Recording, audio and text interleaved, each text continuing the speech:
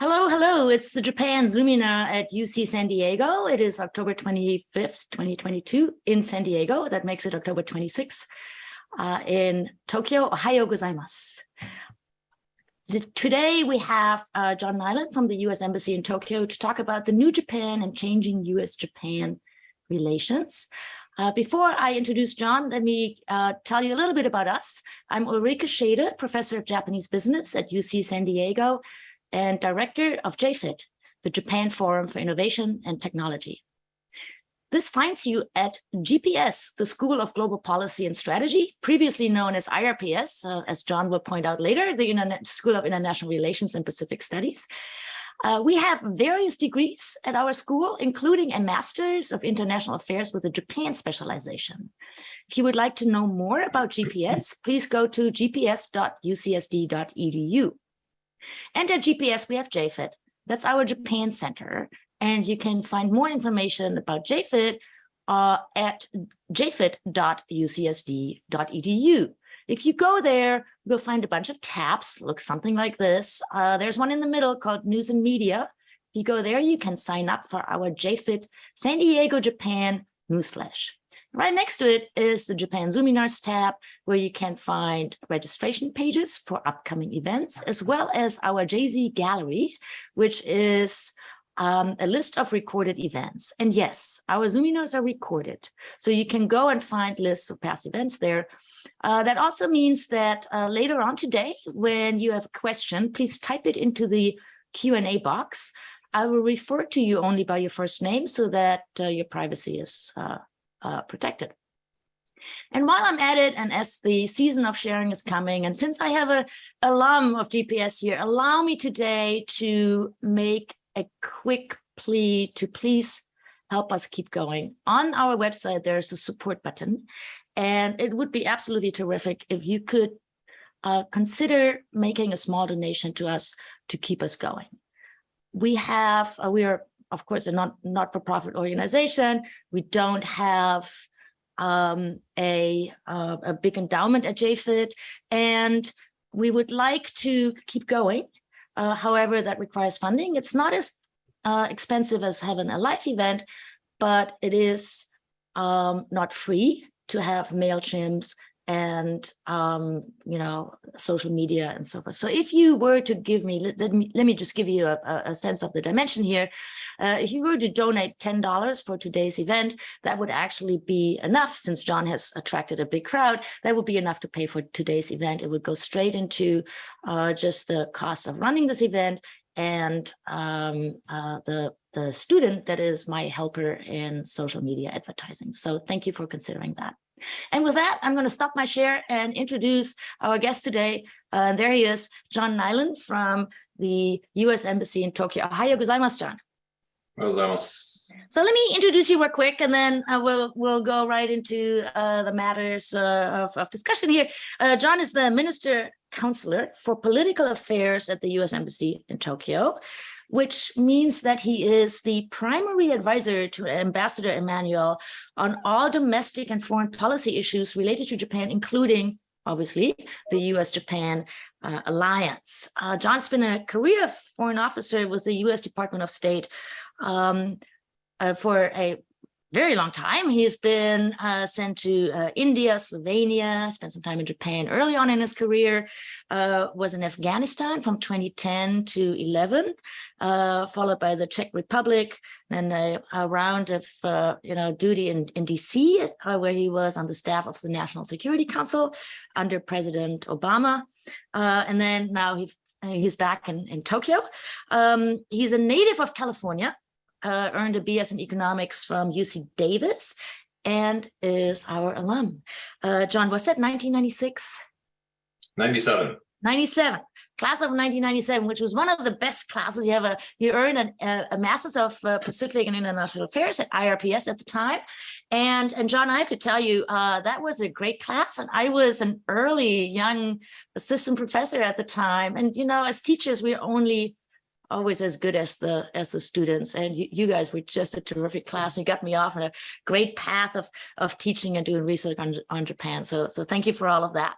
And John is married to Mariko Saiga, who's a Tokyo native, and has 2 daughters. And the oldest one is now considering coming back to the US and going to college. And I think she should come to UCSD, but that's a different conversation. Thank you, John, for joining us. It's great to have you.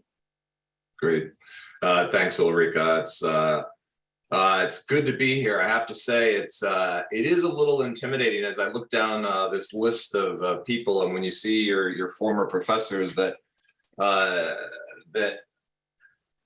how would I put this, inculcated in you everything that you know about Japan or feel like you know about Japan, and then having to come in and perform is on something like this is more than slightly intimidating. But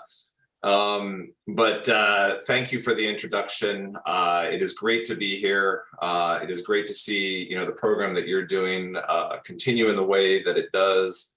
I'm very pleased to have the opportunity to talk to everybody today. As you see, this is not a Hawaiian shirt. I am not in Hawaii. I'm actually here in Tokyo. This is actually, I wore this today specifically to highlight a part of Japan that some of you may or may not be aware of, but this is actually an Okinawan kariushi, which is the traditional wear in Okinawa. And traditional wear makes it seem like nobody wears it. It's actually the official wear. It's what the governor wears every time he does meetings and things like that. And I was actually just in Okinawa a couple of weeks ago. I could talk about that a little bit if you'd like. But I will do my best to keep my comments here fairly brief. I will try to not go more than about 15 minutes or so, if that sounds about right, Ulrike, and then leave the balance, the bulk of time for questions. So I will, I just maybe briefly on my sort of a little bit more on my background in Japan. I first came to Japan in 1991 on the JET program. I remember I was studying Japanese at the time at UC Davis because it seemed like the thing to do in the early 1990s. And my Japanese teacher at the time came to me and handed me this pamphlet for the JET program and said, "Nylin, you don't have a job after graduation." True story. Why don't you apply to this JET program thing? It's brand new.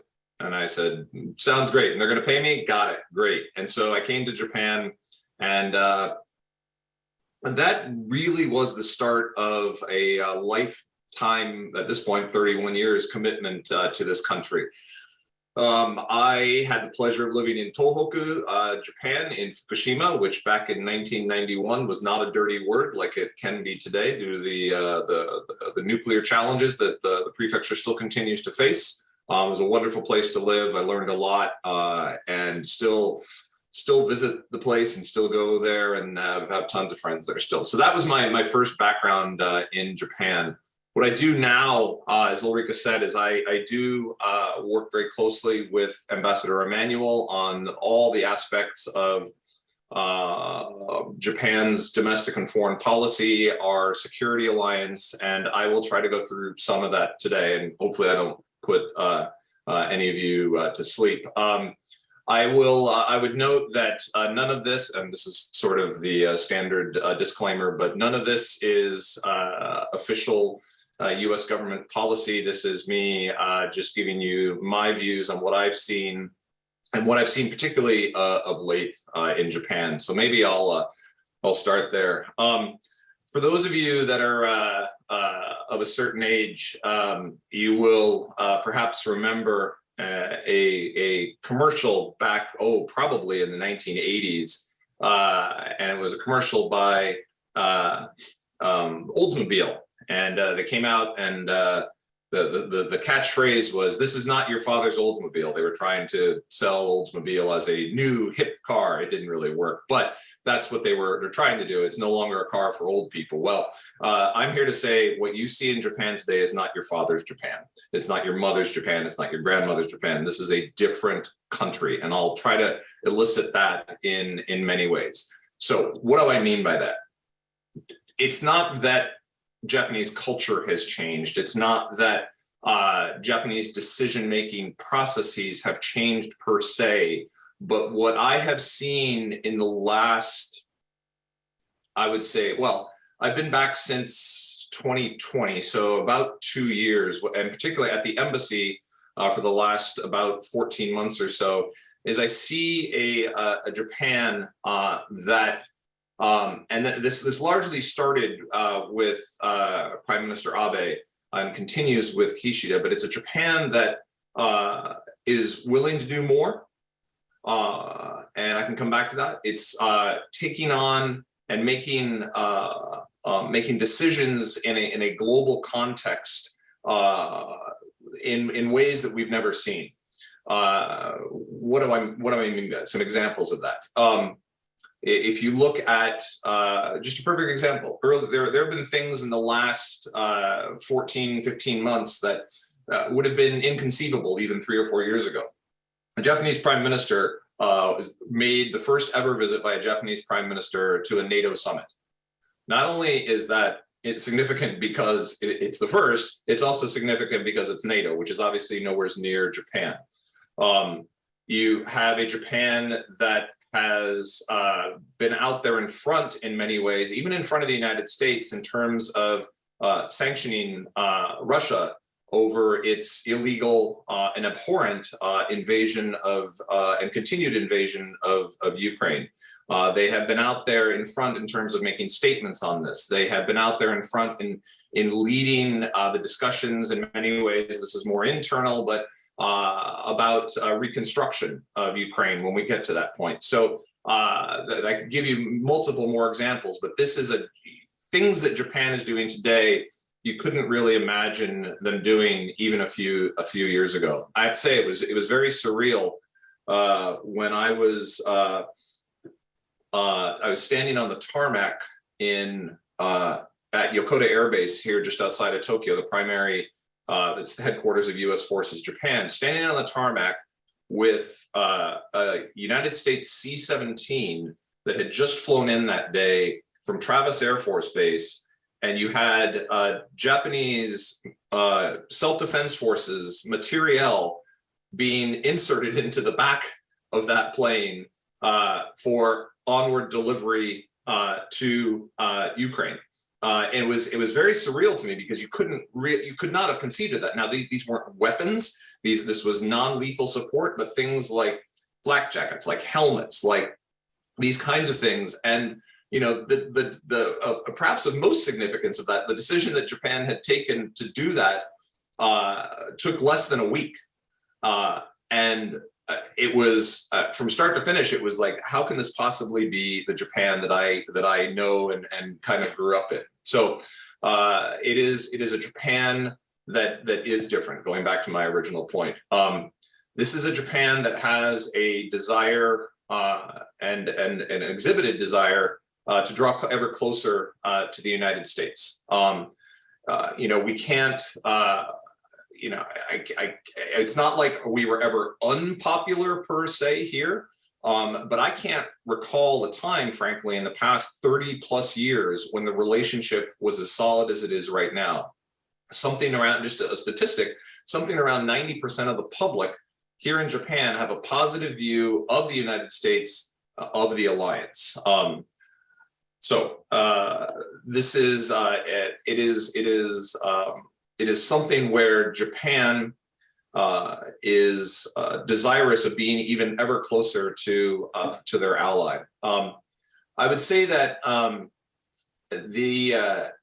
there is also a changing view of Japan in the United States as well. Not everywhere. Trust me, when I briefed this a similar content of what I'm talking about right now. I briefed to congressional delegations. I briefed to the Deputy Secretary of State, who is here right now in Tokyo, and I briefed her yesterday on this. I brief it to other cabinet level members when they come through. Everything I'm kind of talking about today. There are still those in Washington, however, that remember the 80s and the 90s and the challenges of dealing with Japan and the trade frictions and the you know, everything else that was sort of caused challenges between the United States and Japan. That's anachronistic. That is just not what Japan is anymore. And if you know, if folks that grew up in that generation, you know, in my opinion, need to go through a transformation kind of like I have and see that this is a relationship. The administration, the Biden administration, gets this, and if it's any indication of the Biden administration getting it, it's the changing view of Japan in the United States, in Washington. We are relying on Japan in ways that we weren't even thinking of a few years ago. We are cooperating with Japan in ways that were unthinkable even a few years ago, whether it's on economic security, whether it's on space, whether it's on the security alliance. This is I don't know how to put it more strongly, but this is a different place. To give you an idea of this and the attention that's being paid and the expectations that are being put on Japan by Washington, Japan is the only place in the world that in the last year has had the president, the vice president, the Speaker of the House, Secretary of State,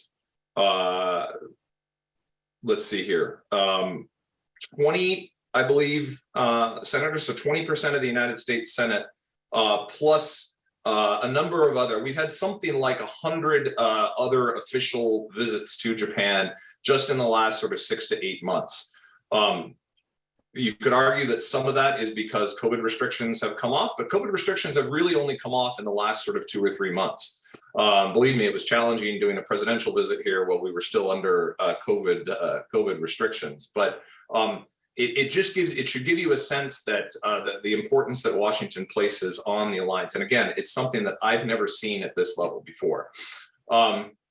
There is also sort of switching away from just the alliance, and this is something I want to come back to, is really the way we in the embassy see it now, and in particular our ambassador, is this is a time for taking the U.S.-Japan relationship that has traditionally been sort of bilaterally focused, and taking that relationship, taking our alliance, and taking it on the road, if you will. In other words, our ambassador likes to say it was, the last 30 years of the relationship has been alliance protection, and now we are in a point of alliance projection and providing the security for the region beyond just the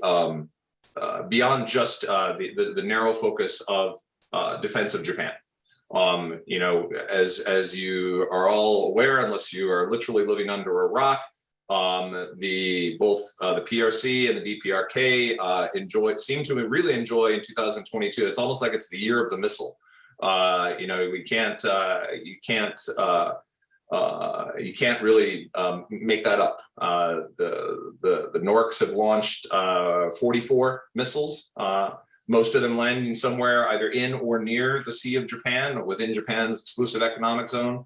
Obviously, PRC launched the missiles it launched after the visit of Nancy Pelosi to Taiwan.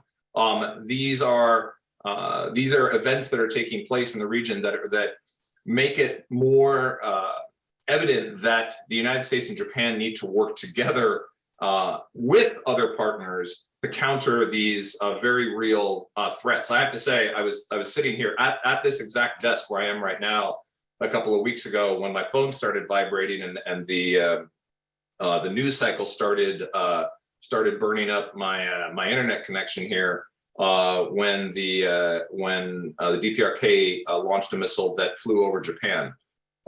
It's a very real threat. And so one of the, kind of coming back to what I was saying about Japan and its perception in the world, Japan has a how would I put it, a perception of its own security that has evolved dramatically in the last, I would say in the last 10 years, but probably particularly in the last 5. And they realize that we need other partners to counter that threat.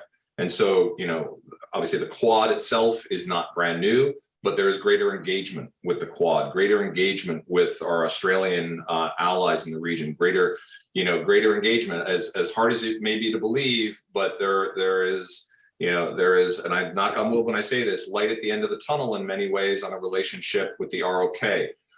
You have greater interest from Europe, from NATO, from the EU in Japan and in security of Japan, because the idea of a free and open Indo-Pacific is important, not just to the US-Japan bilateral relationship, but to the entire world. So again, Japan seeing itself in its role in the world in a changing way is something that is incredibly fascinating to watch. It is, I have to say, I can't recall a time when I felt like I'm working on something for the U.S. government that is more consequential and will be more consequential in the coming decades. Just taking a quick look at my time here. Okay.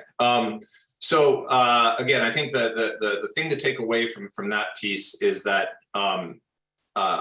you've got a Japan that is different, that is changing. Does it mean that everything is perfect? Of course not. It's like any relationship; nothing is ever perfect. Do we have sort of grand designs on doing things, and then sort of very low-level bureaucratic hiccups that cause things to get hung up? Yes, of course we do. It's Japan. It will be like that. But there is a greater level of willingness to partner, of willingness to be out front on a variety of issues, again, that I haven't seen before. So I would say take that and file that away for just your frame of reference for Japan. I will jump to maybe a couple of thoughts though on challenges that I do see. It's not I'm not going to sit here and paint a completely rosy picture and try to shuffle the challenges under the rug. There are very real challenges that Japan faces. I haven't spent much time talking about defense spending. We can go into that if you would like during quite the Q&A. Japan, I would just say that Japan has committed, the Prime Minister and his administration have committed to significantly increasing defense spending. And we welcome that. It's very important for Japan to modernize its own defense, and there's a commitment to do it. On the challenge front, though, is if you haven't noticed, the yen-dollar rate is in a place that it hasn't been since before I first came to Japan. And that was a long time ago.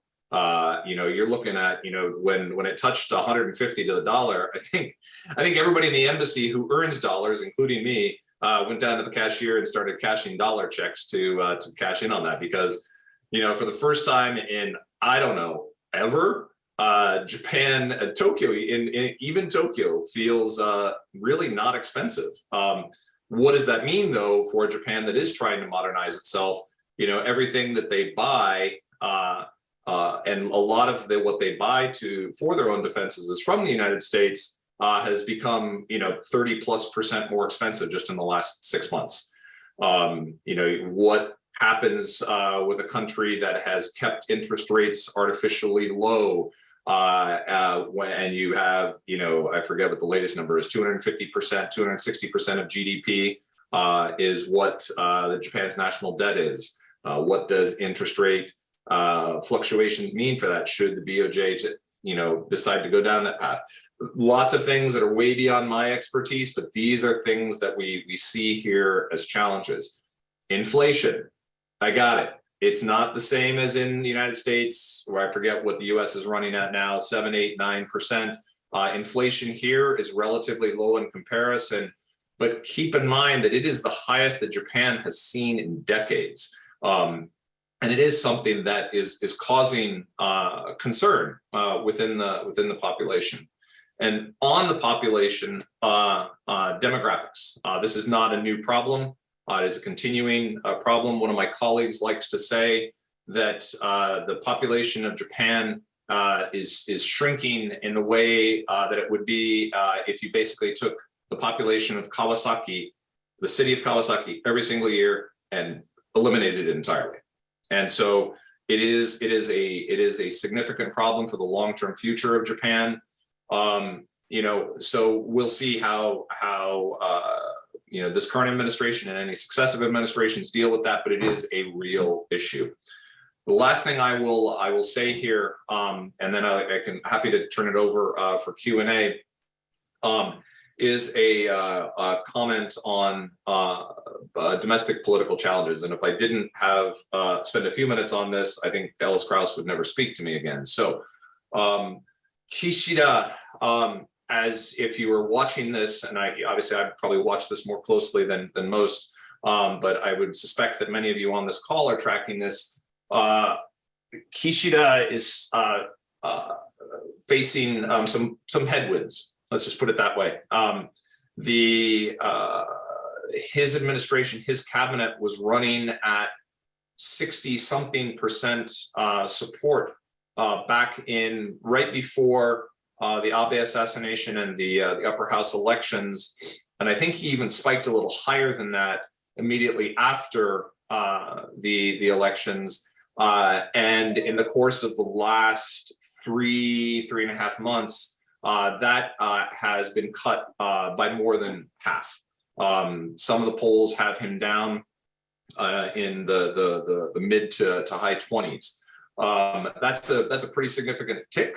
For those of you who pay attention to these things over the years, you will know that anything below 30% tends to be a bit of a danger zone for a prime minister, and it makes getting policy done harder because you have a party that is grumbling. You have a party that's looking out to regional elections in the coming sort of 6 months that is worried about that.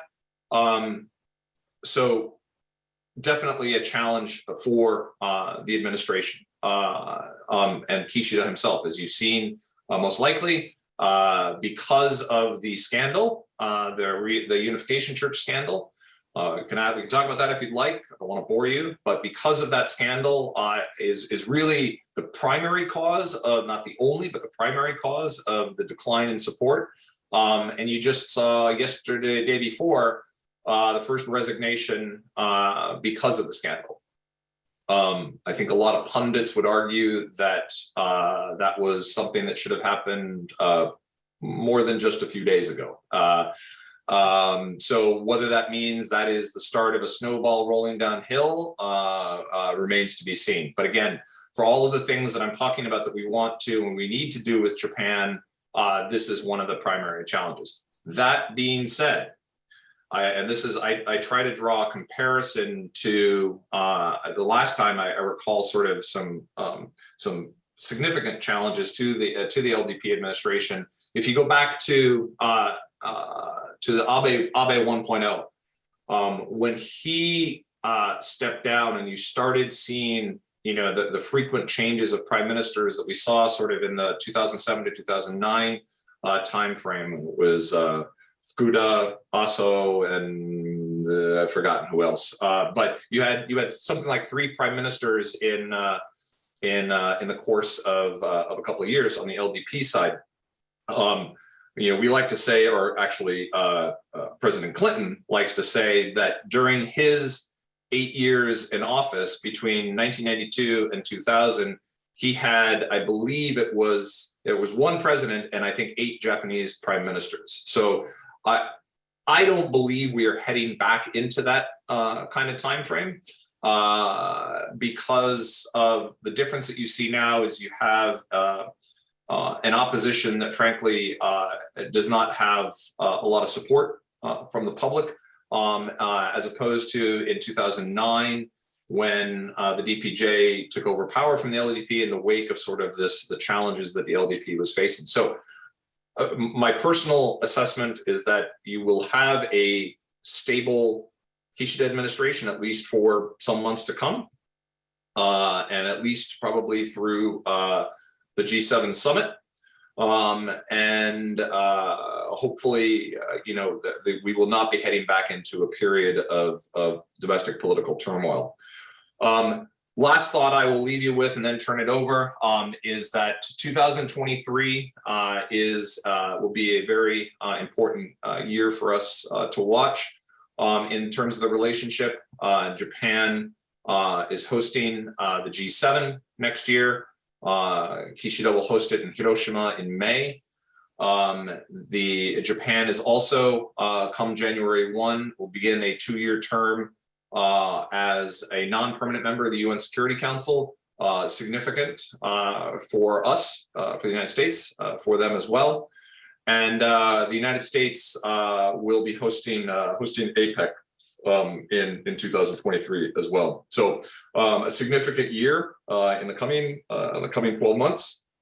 I'd say stay tuned to this space, and maybe if I haven't completely screwed up Ulrike's program here, maybe she can invite me back, and in 6 months' time we can have this conversation again, and I'll have to undo everything that I've just said for the last 25 minutes or so. So I will stop there. I'm happy to answer questions. If I can't answer, or if I can't answer, I will tell you that, but I will try to be as open as I possibly can. Back over to you. So let's start the conversation. So the first question that comes to mind is, so you talk about Japan is not the old Japan anymore, and of course I've been writing about this for the last 20 years, and I totally believe it's true. But what I would like to ask you is it that because Japan doesn't want to be the old Japan anymore, because it can't, it has to change, right? So the Japan wants to change would be a story about power, about leaving history behind, about finding a new self-identity in Northeast Asia and Asia overall. The have to change story would be about the US becoming less reliable, shall we say, from Japan's perspective, the rise of China, of course, the added complications in the region. And so is this a push-pull sort of story, or what's your read? How do you read the tea leaves on whether this is something that Japan is actually happily doing? So that's a very good question. I think there's a number of answers to it. I guess I think in an ideal world, we would have continued the way we are. We would not have been dealing with repeated PRC incursions into Japan's territorial waters. You would not be dealing with island building in the South China Sea. You would not be dealing with economic coercion. You would not be dealing with a whole host of issues that we see globally. And so I think Japan perhaps may have been perfectly happy to continue on in the ways that we had been for decades, but I think circumstances, global circumstances, have obviously changed that. I hesitate to use the term gaiatsu because I don't really like it, and I believe it is not a sufficient explanation for many things. I think it is natural in many ways that Japan is changing. Look, we're 77 years on from the end of World War II, and Japan is the third largest economy in the world. Believe it or not, one of the most powerful militaries in the world.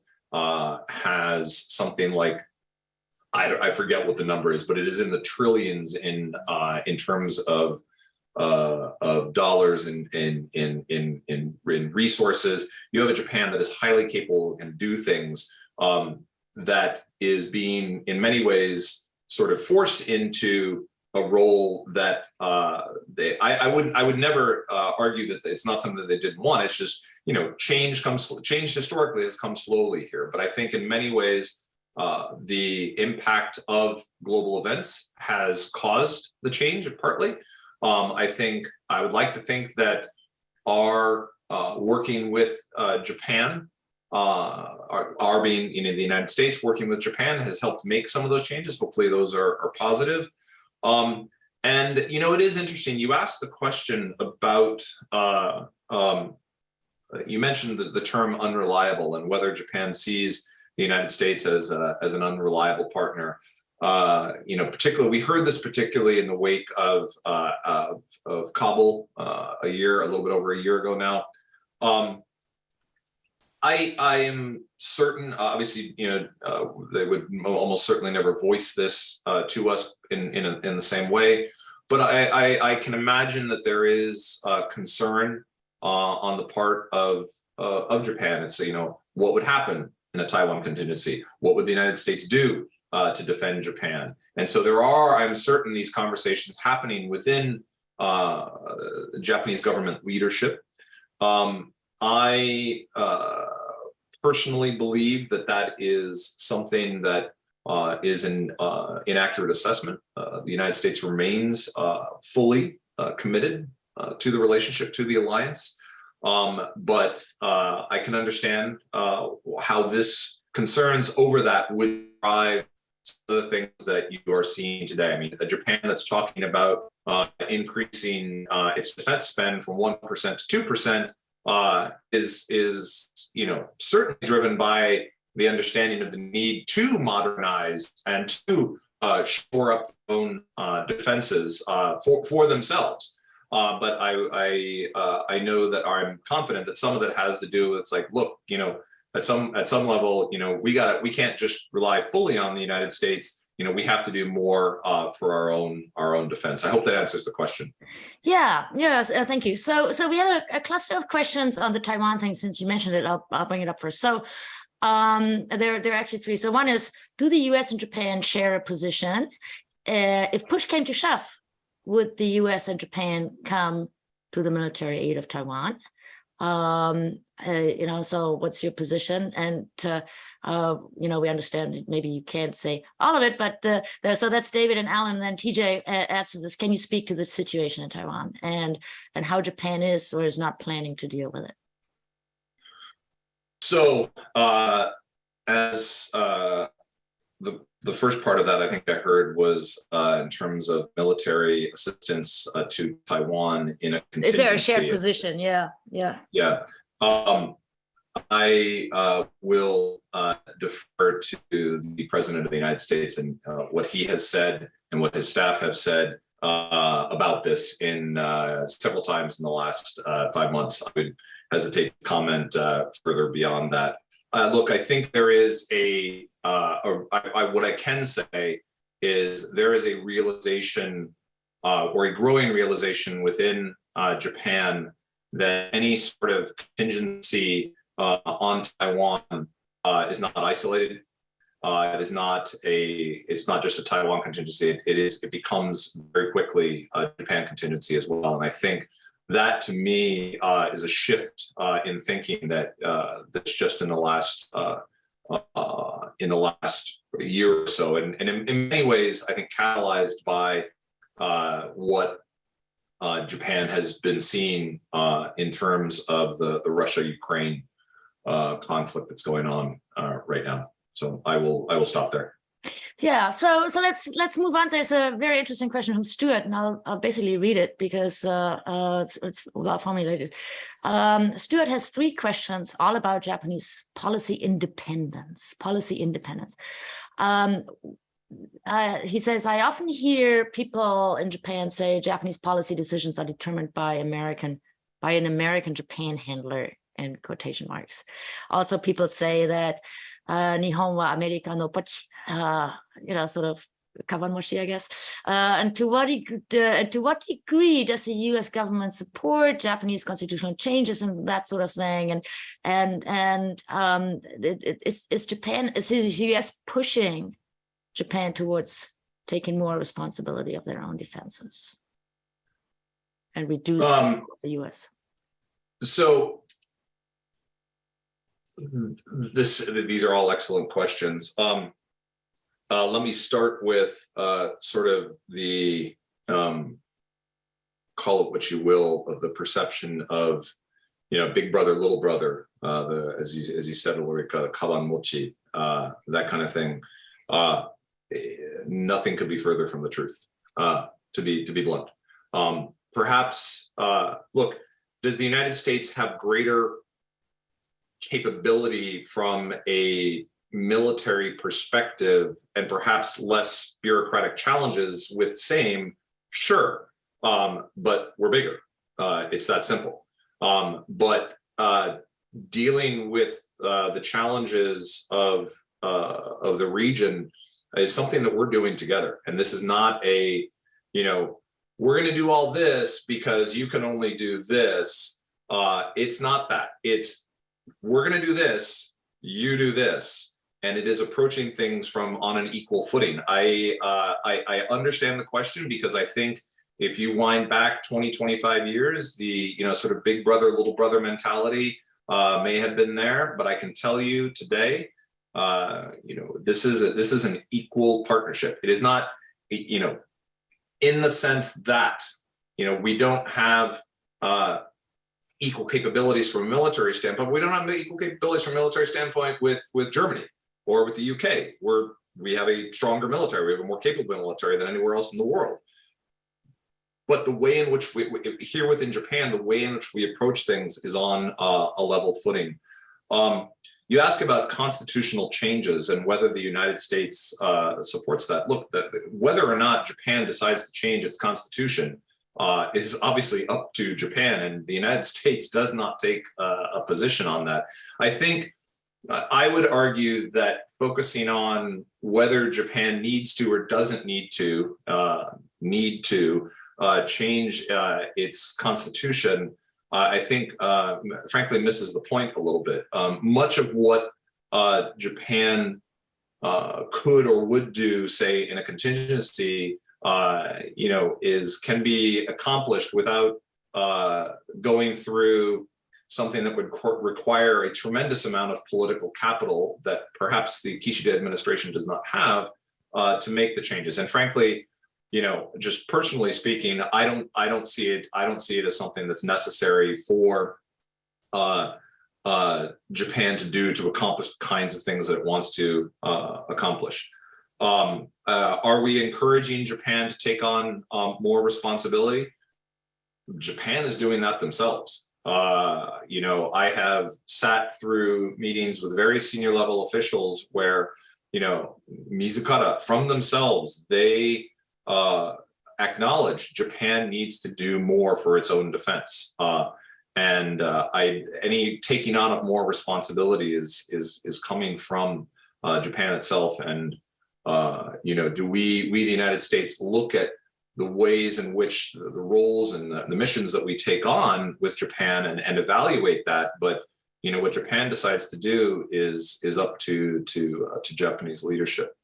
I hope that answers the question. One thought on here, Ulrike, we sort of emailed on this a little bit. If folks have questions, it's completely off the topic of New Japan, but if folks have, if there's a question or two about sort of life in the Foreign Service and working for the U.S. government, I'd be happy to answer questions to that extent.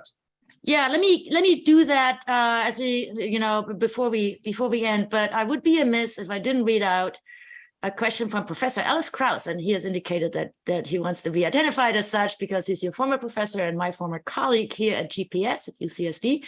And Ellis asks the following question. Of course, it'll be hard, so be ready for the cold call here. Hi, John. My question is, I have problems with any assertion that says Japan is. There's no one Japan. As you know, there has been a significant anti-militarist subculture in Japan that, though perhaps diminished, still has a problem with higher defense spending. And then there are fears getting involved in any overseas operations with the US.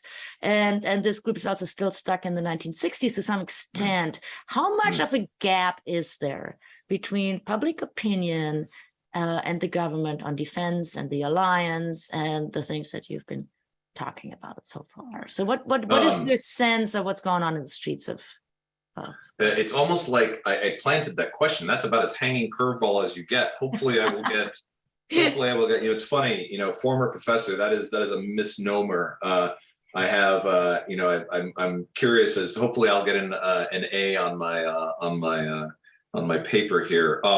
You're absolutely right, Ellis. There is no quote unquote one Japan. That is 100% true. And I would further say it is, one of the things that people talk about they point to as a weakness in Japan is like, well, Japan is single party rule and basically has been for 77 years, save for the 3 years of the DPJ and a brief spate in the 90s.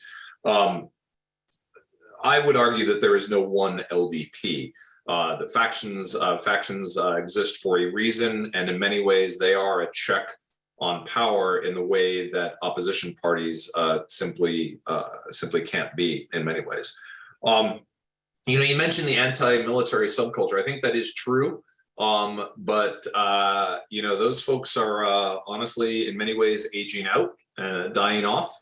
And you have what's very interesting, the younger generation, if you look at the polls and you look back to the last several national elections, support for the LDP and support for conservative policies has been growing within the youth of Japan. The post, you could call it post 72, you could call it, even post bubble, frankly, generation that sees the world in a different way than the folks that went through the challenges of the early 1960s and the riots and everything else.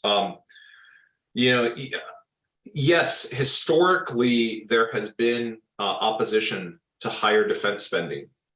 Historically, that's not the case anymore. All polls that we have seen that whether we take the polls or whether Japan takes the polls indicate that a majority of Japanese see the need for increased defense spending. And this is in a period where, again, as I said, they're facing the challenges of, a very weak yen, inflation, again, massive debt. The Japanese people seem to be at least perceiving challenges to their own security and saying, hey, maybe we do need to do more. And so, look, the party, the LDP never would have campaigned and continue to say publicly of the need for increased spending if the public support wasn't there. Let's see. So the defense of Japan and the alliance with the United States. It is, like I said, up near the top of my comments, is in the 90% range in most of the polls that we see. So I hope that answers the question. It'll certainly be. I have to say it'll be very interesting to watch this space for kind of the next 3, 4, 5 years, because you obviously don't jump to 2% of GDP spend on defense if Japan ever gets there. You don't do that overnight because that's in the $40 to $50 billion a year, and Japan understands that doing that this is that this will require sustainment over the years. It's not a one and done. And so it'll be interesting to see how Japan chooses to get there, where they spend. Obviously, we have a deep interest in that. And how they pay for it, which will also be very interesting. But again, I hope that does answer the question. Yeah, thank you. So let's go to this issue that you were just reminding me of. So when we met and decided we would do this session, we had a conversation where you said that there's actually I don't want to call it a lack, but maybe a decline in terms of, the number of people in the State Department that are sort of marked as Japan experts. Right. And that may be because Japan kind of fell by the wayside when it fell into its stagnation or lost decades or whatever one wants to think of that period. And so what's the situation at State now? What are the prospects of young people that want to join the Foreign Service of actually doing Japan relevant work? Should we what should they expect? What's the situation?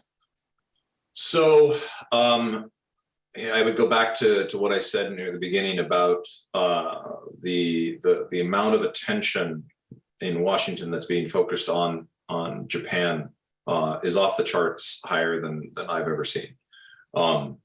not just in terms of the number of visitors, but in terms of the kinds of things that we collaborate with the Japanese on. And so in order to do that, you need a robust presence and a robust number of people that understand Japan and understand the relationship, the alliance, and so on. I think over the years, and I think back to when I first came in, and sort of like maybe 5, 6, 7 years on into my career, there was a strong push for folks to go and really focus more on China. And I wouldn't say necessarily to the detriment per se of building up expertise on Japan, but there was certainly more of an emphasis in that direction.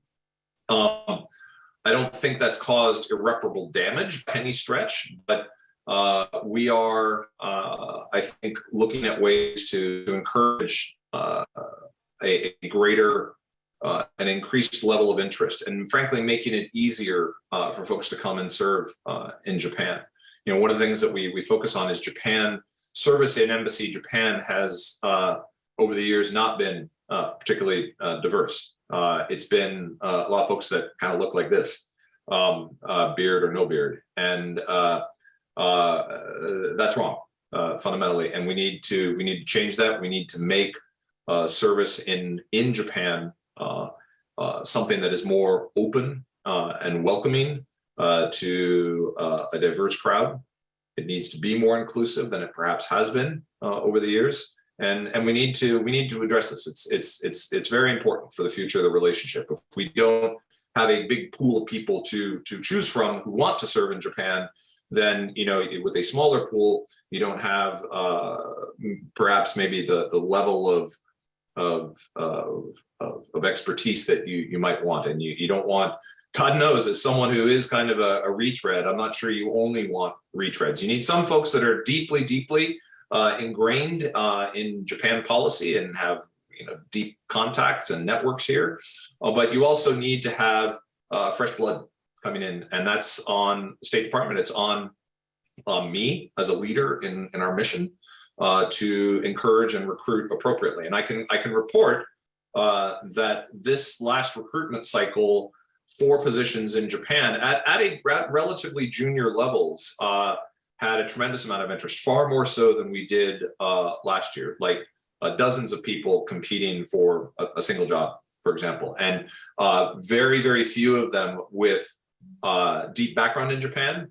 And so to me, that says, well, we have an opportunity for folks to come in at a junior level and and they learn the ropes, if you will, and then come back hopefully in the future. But that needs to be that group of people that we are recruiting from needs to be diverse. It needs to be inclusive, and it needs to be more than just folks that have had the exact same background as all the other folks that were there. So, well, that's promising to hear. I mean, I think at the university level, we still see what you just said, right? That the students gauge their job opportunities and say, well, Japan may not be as promising as other places in the world. And I think that might actually change, that given the dynamics in Northeast Asia, in the world, I think that Japan will become much more important, and very soon, by the way.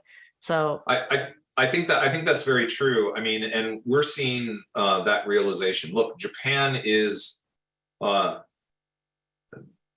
ally, and allies need to work together. And to do that, you need to have folks that have experience and know what they're doing.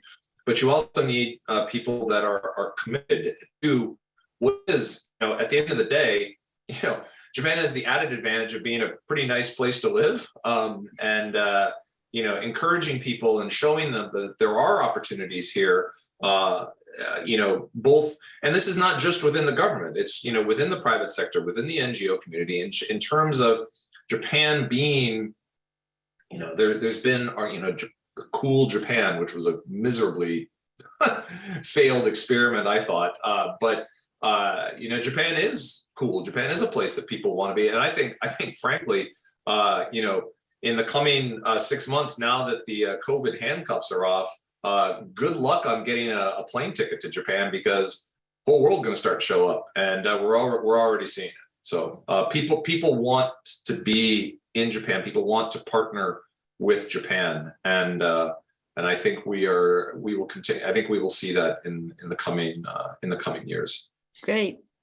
So we're approaching the end of the hour. As always, going way too fast. But as the regulars of this show know, there's always my final question, which my mentor, Professor Hugh Patrick, taught me to always ask. And so here we go. So sitting there in Tokyo at the U.S. Embassy in charge of policy affairs right now, what worries you the most? So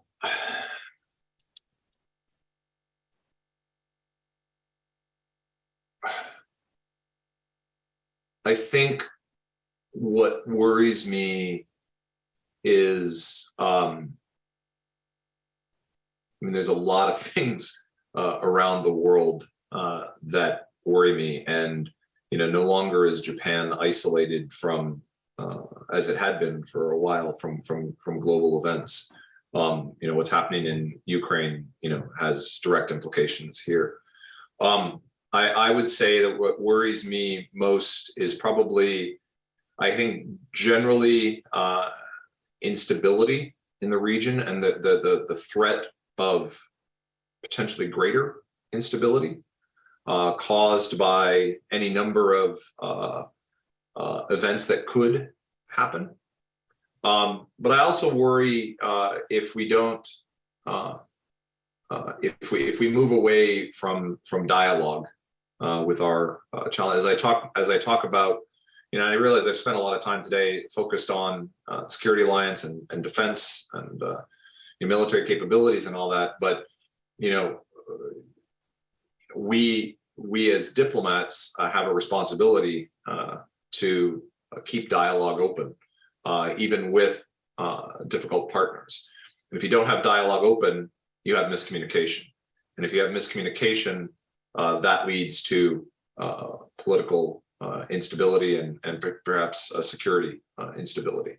And I think that is probably what keeps me up at night more than anything else. Any sort of, lower level frictions that we have with Japan, or whenever, we're annoyed about this or annoyed about that stuff we can work through. But if you don't have that line of communication open even with challenging partners, you do run the risk of something bad happening because you didn't understand what the other person said. So I know that sounds a little bit almost like a textbooky sort of diplomacy 101 answer, but it really is probably the thing that I worry about the most. So.